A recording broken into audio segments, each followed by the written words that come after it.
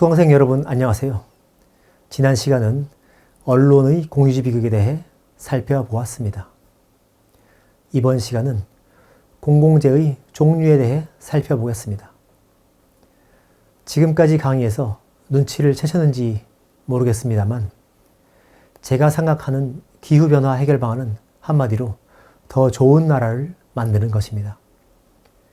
기후변화라는 문제는 다른 여러 가지 문제와 결합되어 나타납니다. 그러므로 이런 문제를 해결하는 것은 결국 여러 가지 면에서 더 좋은 나라를 만드는 것입니다. 그리고 더 좋은 나라를 만드는 방법은 바로 공공재의 양을 늘리고 질을 높이는 것입니다. 공공재야말로 한 나라의 경제를 이끌어가는 기반이기 때문입니다. 기후변화 문제의 해결 방안이 공공재의 확충이라는 이 낯선 결론을 여러분들이 이해하시려면 먼저 얼마나 다양한 공공재가 있는지 말씀드려야 할 것 같습니다. 이번에 소개할 내용은 미국 인디아나 대학교의 샬롯 헤스 교수가 학술대회에서 발표한 자료를 바탕으로 합니다. 이 자료에서 제시한 대로 공공재에는 매우 다양한 종류가 있습니다. 이번 강의에서는 이 다양한 종류의 공공재들을 하나하나 읽으면서 살펴보겠습니다. 먼저 공공재의 전체 유형을 보면 10가지 정도로 볼 수 있습니다. 저자인 샬롯 헤스가 8가지를 제시했고 제가 2가지를 추가했습니다. 문화적 공공재, 이웃 공동체, 기반시설, 지식, 의료와 건강, 시장, 국제적 공공재, 전통적 공공재, 집합행동 공공재, 국가 등이 그 분류입니다. 이렇게 다양한 공공재가 있다는 것에 놀라실 수 있겠지만 사실은 이것보다 훨씬 더 다양한 공공재가 있습니다. 지금부터는 이 분류별로 어떤 구체적인 공공재가 있는지 사례를 말씀드릴 것입니다. 여기에 언급되지 않은 어떤 다른 공공재가 있는지 여러분도 생각해 보시길 바랍니다. 첫 번째는 문화적 공공재입니다. 소수민족의 고유한 문화나 음악, 공공예술, 스포츠나 관광자원이 되는 문화재 등도 대부분 공공재입니다. 두 번째 분류는 이웃 공동체입니다. 이웃 사람들끼리 친하게 지내는 문화가 있다면 그 이웃 사람들 자체가 하나의 공유자산인 것입니다. 예를 들어 몇 년 전에 제주도의 선흘마을에서는 동네 어르신들을 모셔놓고 우리 마을의 자랑거리가 뭔가요? 라는 제목의 토론회를 한 적이 있습니다. 그랬더니 어르신들이 마을의 역사, 숲, 자연물 뿐만 아니라 인심 좋은 사람들, 화목하게 지내는 것 등 여러 가지 이야기를 해주었습니다. 이렇게 마을의 자랑거리가 모두 이웃 공동체 공공재에 해당합니다. 그뿐만 아니라 공공재에는 마이너스의 공공재도 있습니다. 예를 들어 농장에서 분뇨 처리를 하지 않을 경우 그 냄새가 주변 마을에 퍼집니다. 그러면 그런 농장은 마을 입장에서는 마이너스 공공재가 됩니다. 혹은 마을에 숲이 있거나 가로수가 아름답게 조성되어 있는 경우 이런 마을에 살고 싶다는 생각이 듭니다. 그것도 전부 공공재에 해당합니다. 기반시설은 경제학 교과서에서도 자주 나오는 공공재입니다. 보통 도로나 항만 등이 경제 발전에도 중요하다고 합니다. 요즘은 나라마다 인터넷 속도가 다릅니다. 한국처럼 인터넷을 위한 통신망이 잘 깔려 있으면 인터넷 속도가 빠르게 됩니다. 그런데 이런 인터넷 기반 시설은 단지 물리적인 시설이 아니라 그런 시설을 운영하는 기술도 포함한 개념입니다.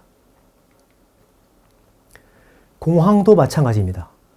공항관제소에서 관제를 잘 해주지 않으면 공항에 이착륙하는 비행기들이 서로 충돌할 수도 있습니다. 그래서 공항이라는 시설뿐만 아니라 공항 관제 기술, 항공사와의 통신 네트워크 등도 공공재에 포함됩니다. 다음 분류는 지식입니다. 지난 시간에서도 정보와 언론 그리고 교육이 공공재라는 말씀을 드렸습니다. 이와 비슷한 것들이 모두 공공재입니다. 정보뿐만 아니라 교육, 과학, 인터넷의 정보 공유 웹사이트도 모두 이 분류에 속하는 공공재입니다. 의료와 건강도 공공재입니다.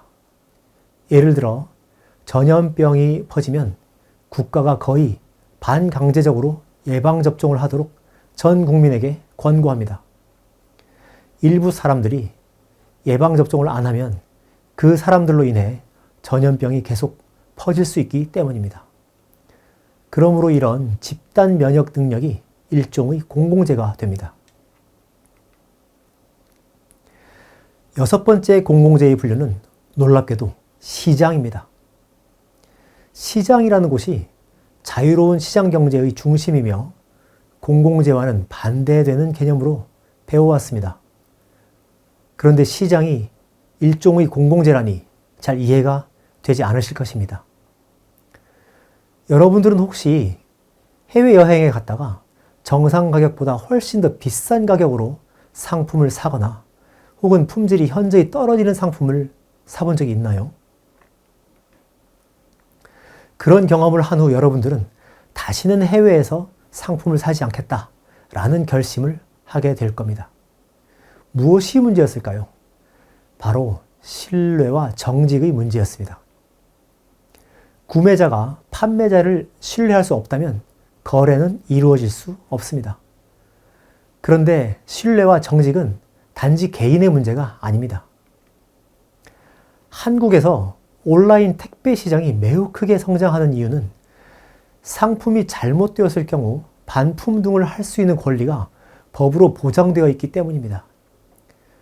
즉, 어떤 상품이 시장에서 거래되려면 판매자와 구매자 사이에 신뢰가 필요하며 그런 신뢰가 있을 수 있도록 정부가 법과 제도로서 시장의 질서를 유지해 줘야 합니다.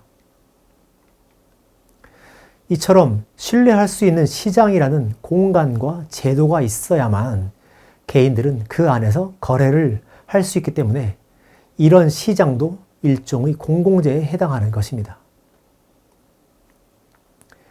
국제적 공공재는 그 재화의 물리적 속성 때문에 전 세계의 사람들이 공유할 수밖에 없는 재화를 뜻합니다. 예를 들어 대기나 지구 온난화와 같은 것들은 전 세계 사람들이 함께 공유할 수밖에 없기 때문입니다. 전통적 공공재는 주로 1960년대부터 2000년대 초반까지 학자들이 많이 다뤄온 공유재를 뜻합니다. 즉, 가렛 하딘이 사례로 들었던 목장 같은 것들입니다. 주로 이용자가 한 도시 규모 정도로 한정되어 있어서 이용에 대한 약속을 공동체 내에서 정하기 쉬웠던 공공재를 뜻합니다. 이 분야의 공공재를 따로 언급하는 이유가 있습니다. 지금까지는 학자 중에도 공유지 비극이 오로지 이런 전통적인 공유 자원에만 적용된다고 생각하는 사람들이 있기 때문입니다. 그래서 이 보고서를 발표한 샬롯 헤스는 공유재가 이런 전통적 개념의 공유재만 있는 것이 아니라 훨씬 더 넓은 범위의 공유재가 있다는 걸 강조하려고 한 것입니다. 집합행동공공재와 국가공공재는 샬롯 헤스가 언급하지 않아서 제가 따로 구분한 것입니다. 그는 2008년 당시에 자신이 검색했을 때 찾아낸 기존 연구자들이 연구를 바탕으로 이 보고서를 작성했습니다. 그래서 주로 가치 있는 자원이나 재화라는 개념으로 공공재에 접근한 것 같습니다.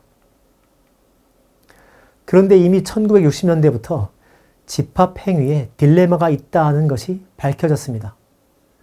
어떤 조직이나 사회 혹은 국가를 유지하기 위해 공공의 이익에 부합하는 집합 행동이 꼭 필요한데도 개인들은 그런 행동을 한다고 해서 이익을 얻는 게 아니기 때문에 집합 행동이 줄어드는 문제가 집합 행동의 딜레마입니다. 예를 들어 선거에 참여하거나 후보자가 되어 선거에 출마하는 행위는 민주국가를 위해 반드시 필요한 일입니다.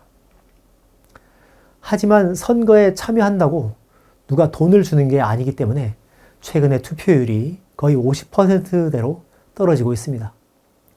이런 점에서 대화와 신뢰, 네트워킹, 갈등 해결 등의 사회적 자본도 이런 집합 행동의 한 사례로 볼 수 있습니다. 이런 사회적 자본은 국가를 유지하는 데 반드시 필요하지만 최근엔 인터넷 발달과 개인화 경향으로 인해 사회적 자본이 점점 줄어드는 것 같습니다. 마지막으로 제가 덧붙인 범주는 바로 국가라는 공공재입니다. 국가는 앞서 언급한 카테고리 중 국제적 공공재를 제외한 거의 모든 공공재를 유지하는 조직입니다. 국가가 없다면 국민이 존재할 수 없을 만큼 국가라는 공공재가 제공하는 가치가 큽니다. 정부의 행정체계나 국가 예산, 그리고 법률들과 국가의 행정 서비스 덕분에 질서와 평화라는 공공재를 누리고 있는 것입니다. 국가의 체계가 무너져 반란군이 일어나거나 다른 국가가 침략해 왔을 때, 혹은 국가를 잃고 난민이 되어 살아갈 때 얼마나 끔찍한 고통을 겪는지를 상상해 보시기 바랍니다. 그런 점에서 국가는 국민의 행복을 위해 필수적으로 필요한 공공재에 해당합니다. 이번 강의에서는 사회 문제와 공유지 비극이라는 주제로 살펴보았습니다. 다음 5번째 강의에서는 공유지 비극의 극복 방안이라는 주제로 자세히 살펴보겠습니다. 감사합니다.